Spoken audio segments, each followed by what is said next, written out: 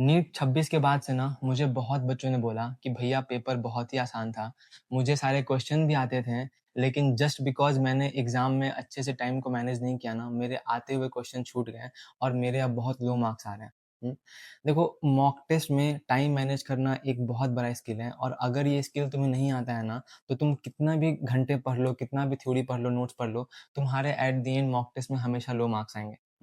लेकिन कोई बात नहीं है, आज के वीडियो में मैं तुम्हें बताऊँगा कि मॉक टेस्ट में बेस्ट वे क्या है टाइम मैनेज करने का। इस वीडियो के बाद तुम्हें और कोई वीडियो नहीं देखना पड़ेगा टाइम मैनेजमेंट के ऊपर। तो मेक श्योर तुम मेरे सारे पॉइंट्स को सुनना। हेलो एवरीवन, मैं हूं Anish and I am a first year medical student in Bangalore. हमारा आज का टॉपिक है मॉक टेस्ट और हमें मेनली 3 पॉइंट से फोकस करना है। पहला पॉइंट है हमारा टाइम मैनेजमेंट कि हमें टाइम कैसे मैनेज करना है। दूसरा है कि हमें मॉक टेस्ट को एनालाइज़ कैसे करना है। एंड तीसरा पॉइंट कि हमें अल्टीमेटली मॉक टेस्ट में मार्क्स कैसे इंप्रूव करने हैं। तो हम मेनली इन 3 पॉइंट्स पे आज बात करने वाले हैं। देखो, सबसे पहला पॉइंट टाइम मैनेजमेंट। तो एनटीए का जो नया अपडेट आया है ना, उस अपडेट के अकॉर्डिंग तुम्हें ना 15 मिनट तुम्हें एक्स्ट्रा मिलने वाले हैं। तो तुम्हें जो वक़्त मिलेगा ना, वो करीब 3 घंटे और 15 मिनट का होने वाला है। लेकिन आई वुड से कि तुम इसे 3 घंटे ही मानो, क्योंकि एग्ज़ाम में साइन करना होता है, फ़ोटो पेस्ट करना होता है, तो वहाँ कम से कम 15 मिनट्स तो जाते ही जाते हैं। तो हमें 3 घंटे मान के ही सॉल्व करना है पेपर को। ओके, पहला चीज़। अब दूसरा बात कि हमें पेपर का एक आइडियल टाइमिंग क्या होना चाहिए कि किस सब्जेक्ट को कितने कितने वक़्त में फिनिश करना है। तो देखो, मैंने उसके लिए कुछ प्लान बनाया।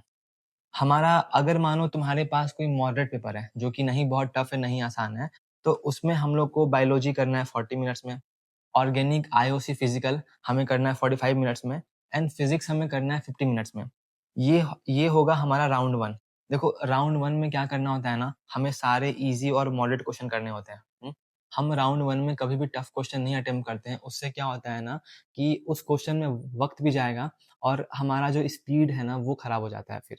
ओके, और ये जो टाइमिंग है ना, इसी में हमें ओएमआर भी भरनी है साथ में। तो ये एक परफेक्ट टाइमिंग है और इसके बाद भी ना तुम्हारे पास 30 मिनट बच जाएँगे, ठीक है?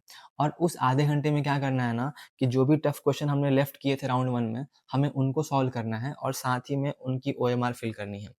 बट ये तुम्हें सुनने में लगता है कि हाँ, ये तो बहुत ईज़ी है, लेकिन इस चीज़ को अचीव करना बहुत मुश्किल है। बट हाँ, अगर हम प्रैक्टिस करते हैं, तो वो चीज़ हो सकती है।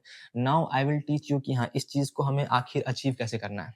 देखो, अगर हमें इसे अचीव करना है ना, तो इसके 3 स्टेप हैं, ओके? इसके 3 स्टेप हैं, अगर तुम इन 3 स्टेप को फ़ॉलो करते हो ना, तो तुम्हारा भी एग्ज़ाम में स्पीड बहुत ही बढ़ जाएगा। इसका जो सबसे मोस्ट इम्पोर्टेंट स्टेप है ना, वो है क्वेश्चन प्रैक्टिस। एग्ज़ाम के दिन या फिर मॉक टेस्ट में आपको क्वेश्चन ही प्रैक्टिस करना होता है। तो इसीलिए अगर हम क्वेश्चन प्रैक्टिस में ही अपना स्पीड इंक्रीज़ कर देंगे, तो मॉक टेस्ट में ऑटोमेटिकली क्वेश्चन हमसे बहुत फास्ट बनेगा। अब देखो, ऐसे ही रैंडम नहीं प्रैक्टिस करना है, पूरे प्लानिंग के साथ प्रैक्टिस करना है। देखो क्या करना है, हमें क्या करना है ना, we have to do time bound method. हमें क्या करना है ना कि हर क्वेश्चन के लिए हमें वक़्त फ़िक्स कर देना है।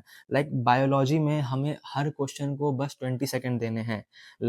तो एग्ज़ाम्पल में अगर हमारे पास 90 क्वेश्चन है, तो हमको किसी भी हाल में उसे आधे घंटे में सॉल्व करना है। ऑर्गेनिक, आईओसी या फिर फिज़िकल में हमें सिर्फ़ 45 सेकंड देने हैं एक क्वेश्चन में और अगर हमारे पास 45 क्वेश्चन है, तो उसे हमें 35 मिनट में सॉल्व करना है। और फिज़िक्स में हमें एक क्वेश्चन को सिर्फ़ 1 मिनट देना है और अगर मानो हमारे पास 45 क्वेश्चन है, तो हमें सॉल्व करना है 45 मिनट्स में। अगर तुमने इस चीज़ को फ़ॉलो करना स्टार्ट कर दिया और तुमने ये टाइम अपने मन में रख के प्रैक्टिस करना स्टार्ट कर दिया ना, तो 1-2 हफ्ते में ही तुम्हारा स्पीड बहुत बढ़ जाएगा। अब देखो हमें करना क्या है? सबसे पहले तुम ना एक टाइमर खरीद लो। मैंने इस टाइमर को बहुत यूज़ किया था अपने जब मेरा एग्ज़ाम था नीट का और मैंने बहुत क्वेश्चन प्रैक्टिस किया था। मेरा इतना स्पीड बढ़ चुका था कि 3 घंटे का paper I used to solve in just 1 hour 45 minutes because मैंने बहुत टाइम बाउंड क्वेश्चन प्रैक्टिस किया था। तो मैं इसका लिंक नीचे डाल दूँगा। तुम जाके you can by this timer, okay? अब देखो, मेन बात ये है ना कि टाइम तो फिक्स कर लिया, लेकिन अब क्वेश्चन कहाँ से प्रैक्टिस करें? तो क्वेश्चन प्रैक्टिस के लिए ना 2 बहुत अच्छे सोर्स हैं। एक सोर्स है तुम्हारा प्रीवियस ईयर क्वेश्चन, जो कि तुम्हें मस्ट करना है क्योंकि इस बार नीट में 90% क्वेश्चन तुम्हारे प्रीवियस ईयर क्वेश्चन थे। और दूसरा है हमारे मॉक टेस्ट के पेपर।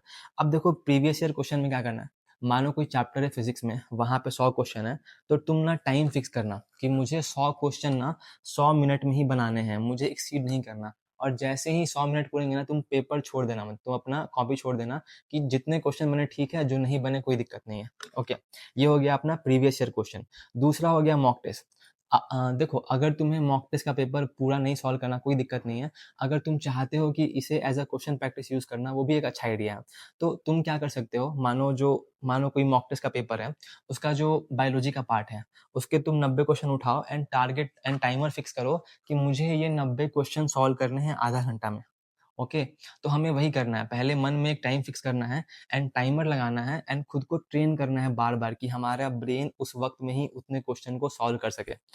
अब देखो, अगर तुम ये मेथड ट्राई करते हो ना, तो स्टार्टिंग में तुमसे नहीं होगा। तुमसे क्वेश्चन छूट जाएँगे, तुमसे बहुत सारे सिली मिस्टेक होंगे और तुम बहुत फ्रस्ट्रेट होगे। लेकिन हमें गिव अप नहीं करना है। देखो, वक़्त के साथ क्या होगा ना, टाइम के साथ हमारे जो ब्रेन का रीडिंग स्पीड है, वो बढ़ जाएगा। हमारा जो कैलकुलेशन का स्पीड है, वो बढ़ जाएगा। और जब ये दोनों बढ़ जाएगा ना, तो ऑटोमेटिकली हमारी एक हैबिट बन जाएगी कि हमारा क्वेश्चन का ना जो टाइमिंग है ना, वो बहुत कम हो जाएगा और हमारा स्पीड बहुत बढ़ जाएगा। तो तुम्हें किसी भी हाल में इस चीज़ को ट्राई करते रहना है, कभी भी तुम्हें गिव अप नहीं करना है। अब देखो, स्टेप नंबर 2 है ना कि ये बहुत सिंपल सा स्टेप है कि पेपर अटेम्प्टिंग स्ट्रैटेजी। मैंने तुम्हें स्टार्टिंग से कहा था कि हमें पेपर हमेशा 2 राउंड में सॉल्व करना है, राउंड 1 एंड राउंड 2। हमें राउंड 1 में सारे ईज़ी एंड मॉडरेट क्वेश्चन करने हैं एंड कोई भी टफ क्वेश्चन हमें राउंड 1 में अटेम्प्ट नहीं करना है। हमें राउंड 2 में ही सारे टफ क्वेश्चन अटेम्प्ट करने हैं। इससे क्या होता है ना कि हमारा एक स्पीड बना होता है और उस स्पीड से सारे ईज़ी एंड मॉडरेट क्वेश्चन बहुत जल्दी हो जाते हैं और टफ क्वेश्चन आराम से लास्ट में बनाते हैं ना, तो वो बन भी जाते हैं और कम वक़्त में बनते हैं वो। अब हमारा स्टेप 3 है ना कि मॉक टेस्ट। देखो, अगर अभी से तुम जितने भी तुम मॉक टेस्ट दोगे ना, तुम्हें उन मॉक टेस्ट को 3 घंटे में नहीं, तुम्हें उन मॉक टेस्ट को सॉल्व करना है 2 आवर्स एंड 30 मिनट्स में। और देखो, मैं इसलिए ऐसा बोल रहा हूँ कि अगर अभी से तुम ब्रेन को प्रैक्टिस करते हो ना कि तुम्हारे पास सिर्फ़ 1.5 घंटा है, नहीं तुम्हारे पास सिर्फ़ 2.5 घंटे हैं, ठीक है? ओके, तो तुम्हारा ना एक हैबिट बन जाएगा। तुम्हें क्या करना है कि अगर तुम ऑफलाइन मॉक टेस्ट देते हो ना, तो तुम्हें 2.5 घंटे में ही अपना ओएमआर सबमिट कर देना है। क्वेश्चन बने, नहीं बने, अगर तुम चाहते हो अपना स्पीड इंक्रीज़ करना, तो तुम 2.5 घंटे में ही तुम अपना पेपर जमा कर दो। अब देखो, वक़्त के साथ क्या होगा, तुमने आज पेपर दे दिया, तुम्हारे क्वेश्चन छूट जाएँगे, तुम्हें बुरा फ़ील होगा, यार कि मैंने पेपर दिया, मेरे क्वेश्चन छूट गए। तो अगले दिन क्या होगा ना कि तुम्हारा ब्रेन में एक सिग्नल होगा कि नहीं, मुझे 2.5 घंटे में ही सारे क्वेश्चन करने हैं। तो मानो तुमने आज 70% क्वेश्चन किया ना, तो अगले मॉक टेस्ट में तुम्हारे 80% क्वेश्चन हो जाएँगे, फिर 90 होंगे। और नीट के दिन ना तुम्हारे 2.5 घंटे में ही तुम्हारे 100% क्वेश्चन हो जाएँगे।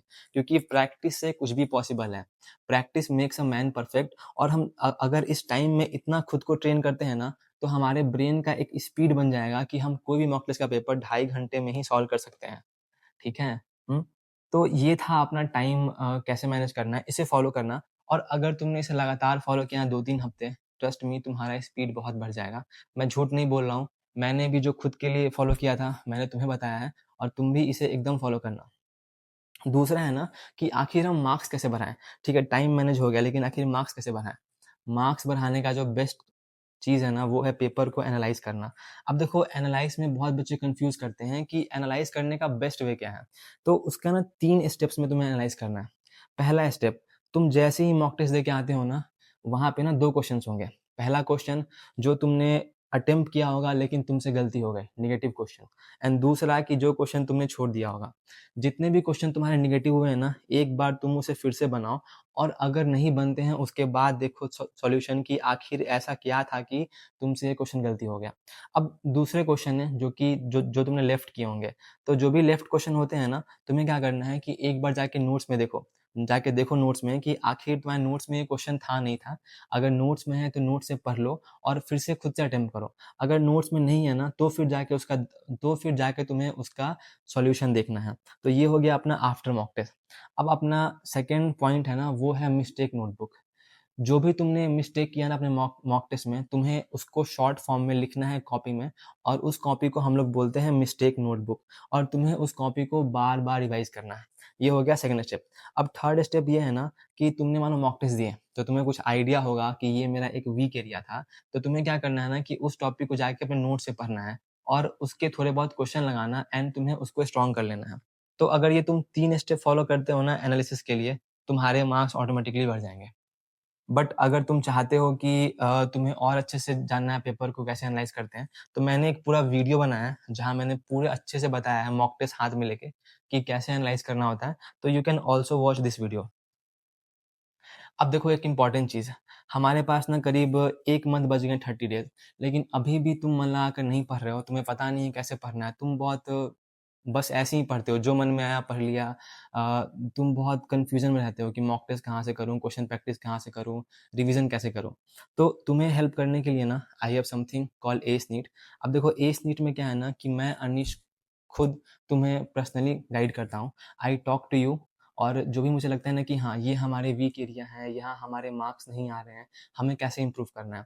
हमारे पास लगभग 1 महीना है, और 1 महीना अगर हमने मन लगाकर पढ़ लिया, तो कम से कम 200-250 मार्क्स बढ़ाना कोई बड़ी बात नहीं है। I will be doing everything for you, चाहे वो तुम्हें दिन के टारगेट देना हो कि तुम्हें आज क्या पढ़ना है, ताकि तुम कन्फ्यूज़न में ना रहो कि आज क्या पढूँ, क्या नहीं पढूँ। साथ ही में कि हमें रिवीज़न कैसे करना है, उसका पूरा plan I will make for you कि तुम्हारे लिए बेस्ट प्लान क्या होने वाला है रिवीज़न का। साथ में तुम्हें बेस्ट मॉक टेस्ट ला के देना, और देखना कि तुमने मॉक टेस्ट दिया कि नहीं दिया, मार्क्स आ रहे हैं, नहीं आ रहे हैं, तुमने क्वेश्चन प्रैक्टिस किया, कितने क्वेश्चन सही हो रहे हैं, कितने गलती हो रहे हैं। आई will be doing everything for you. मैं तुम्हारे लिए हर वो चीज़ करने वाला हूँ, जहाँ से तुम्हारे वीक एरियाज़ स्ट्रॉन्ग हो और अल्टीमेटली तुम्हारे नीट में मार्क्स अच्छे खासे आएँ। देखो मैं तुम्हें टारगेट दूँगा, and I will make sure at night कि हाँ, तुमने टारगेट्स कंप्लीट किए हैं, and I will also check कि तुमने दिन के कितने घंटे तुमने पढ़े हैं। साथ में I will give you mock test, and I will see कि हाँ, तुमने मॉक टेस्ट दिया कि नहीं दिया, मॉक टेस्ट में कितने क्वेश्चन छूट रहे हैं, कितने क्वेश्चन तुम्हारे सिली मिस्टेक हो रहे हैं। एंड उसे इम्प्रूव कैसे करना है, I will tell you everything. तो अगर तुम मुझ पे ट्रस्ट करते हो, तुम्हें लगती है कि मेरी बातें लॉजिकल होती हैं और इट कैन हेल्प यू, तो ये एक व्हाट्सएप नंबर है, यहाँ तुम मैसेज करना, and you can join S NEET. उसके बाद I will personally call you, and we will plan कि हाँ, हमारा 1 मंथ तक हमें हर दिन कैसे पढ़ना है, and I will be available to you for every day. Every day I will talk to you कि तुमने क्या पढ़ा, क्या नहीं पढ़ा, क्या दिक्कत आ रही है, उसे इम्प्रूव कैसे करना है। So if you want, you can join S NEET. So it was all from my side. अगर तुम्हें वीडियो अच्छा लगा हो, I will make more videos like this कि तुम्हें हेल्प हो सके। So you can subscribe me, ठीक है? वीडियो अच्छा लगा हो तो please do subscribe me. Thanks for watching.